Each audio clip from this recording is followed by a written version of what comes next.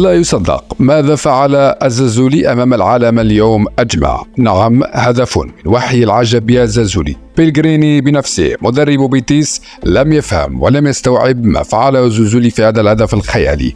نعم، المغربي عبد الصمد الزازولي استلم كرة بالقرب من منتصف الملعب بعيدة تماما عن المرمى، والجميع توقع بأن الزلزولي سيقوم بتمرير الكرة لأحد زملائه، لكن فجأة وبدون أي إنذار وأثناء تقدم الحارس من المرمى قرر الزلزولي الذي لم يحد الحارس متقدم قليلا عن المرمى ارتكاب الخرافة والعجب والجنون بهذا الهدف التاريخي. ابن المغرب صدم الجميع وفاجأ المدرب والجماهير واللاعبين بتسديدة من وحي الخيال أعلنت عن هدف خرافي خيالي تاريخي أحدث زلزالا في إسبانيا بأكملها.